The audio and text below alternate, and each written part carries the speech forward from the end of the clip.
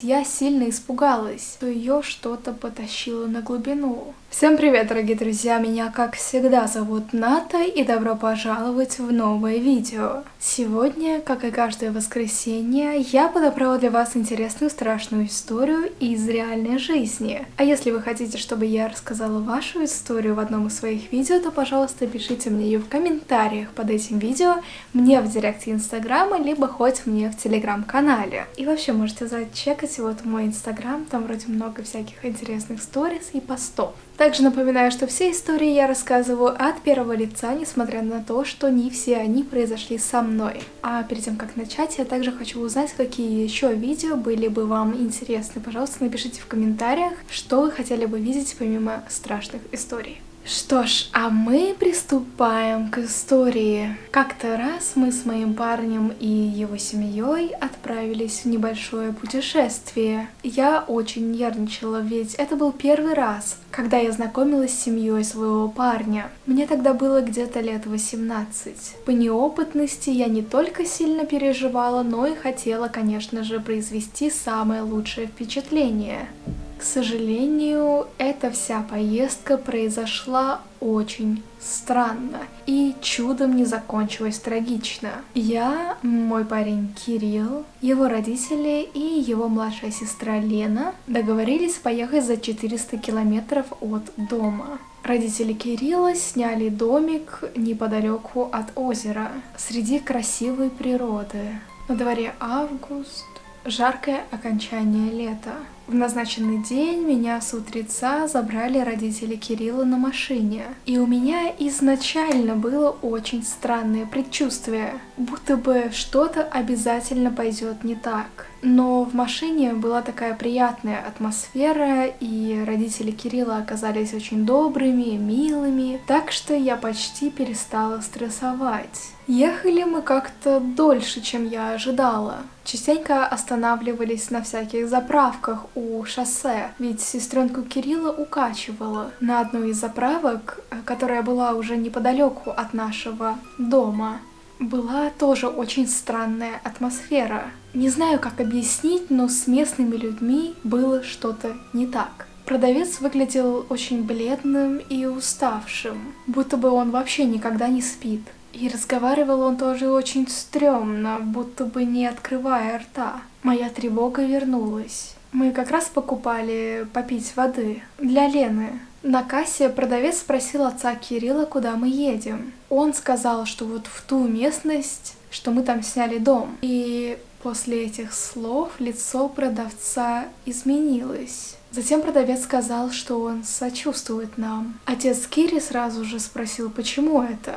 А тот как-то замешкался и ответил, что ну вот дома там старые, говорят, а вокруг вообще все поуезжали. Я вообще не так часто выбиралась из города. У меня не было никаких близких родственников и бабушек, которые жили бы в селе. Кирилл тогда сразу же заметил, что я напряглась. Он взял меня за руку, сказал пару приятных слов, и я немного успокоилась. А я та еще любительница страшных историй, фильмов ужасов, и фантазия у меня работала очень хорошо. Когда я видела что-то подозрительное, я сразу начинала надумывать. Но в этот раз это был совсем не надуманный страх. Я подумала, что мой парень со мной, его семья приятные, и бояться в принципе нечего. В общем, мы доехали до участка.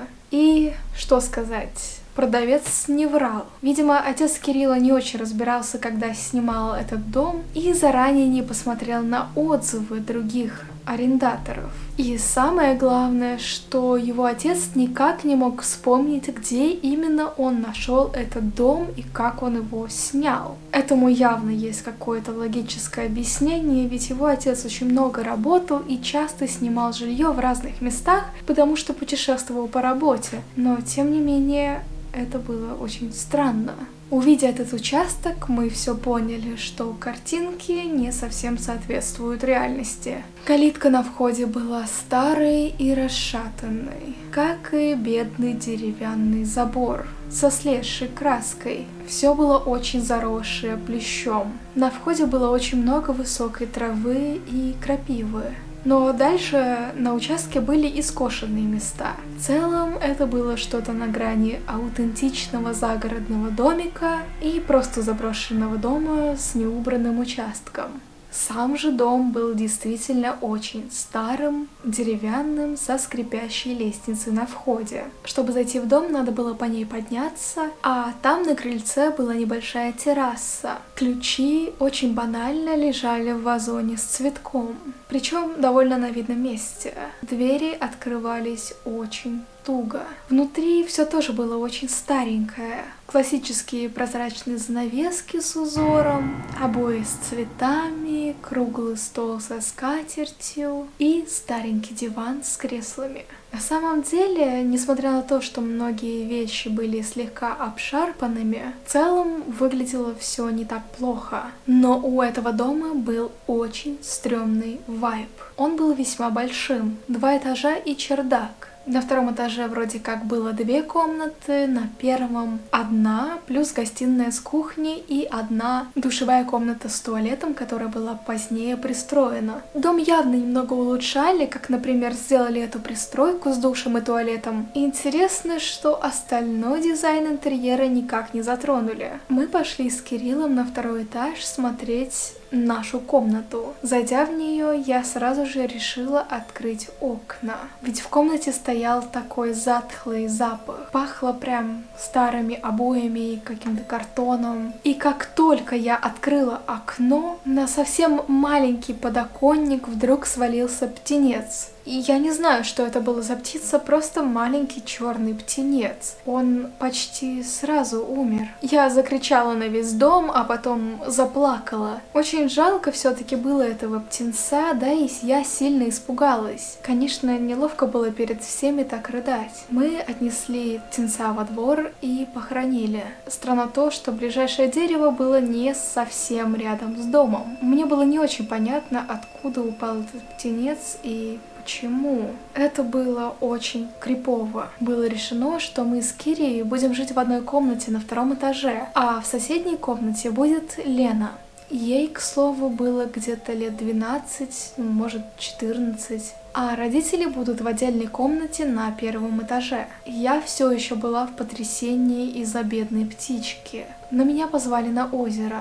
До озера было рукой подать, прямо из нашего участка. Там даже насыпали песка, и в целом было неплохо. Мы пошли купаться, и мы с Кирей заплыли довольно далеко. Мы буквально почти доплыли до другого берега, и вдруг я увидела на том берегу силуэт женщины, и я отчетливо видела, будто бы женщина была вся в крови. Конечно, я была уверена, что мне просто кажется. Такое часто бывает, что нам кажется что-то страшное, хотя на самом деле это что-то абсолютно привычное и обычное, поэтому Кириллу я об этом не сказала. Я просто пыталась подплыть поближе и рассмотреть, что же это на самом деле. Несмотря на то, что я четко видела то, о чем я и думала, окровавленную женщину, и я была уверена, что мне просто кажется. Как вдруг я слышу резкий звук. Это кричит Лена, она начала тонуть. Мы сразу же подались к ней, и Кирилл очень быстро, моментально помог ей выбраться на берег. Я не знаю, как он так быстро доплыл до того места. Когда я увидела, что Лена в безопасности, я обернулась посмотреть на тот берег, на ту окровавленную женщину, а там уже ничего не было. До сих пор не представляю, что это могло быть, ведь в купе всех событий, о которых я дальше расскажу, я уже не уверена, что мне показалось. Ленка же сильно плакала из-за стресса, и она говорила, что ее что-то потащило на глубину. Конечно, ей никто не верил. Озеро выглядело весьма безопасно, и только сейчас я понимаю, что ее нужно было слушать. В общем, настроение у всех было никакущее. Тем не менее, пришло время шашлыков. До ночи Киря с отцом разбирались с костром и готовили. Мы покушали, поболтали, и показалось, что проблем больше будто бы и нет. Пришло время идти ко сну. Лена очень переживала, что будет одна в комнате, и говорила, что плохо чувствует себя в этом доме.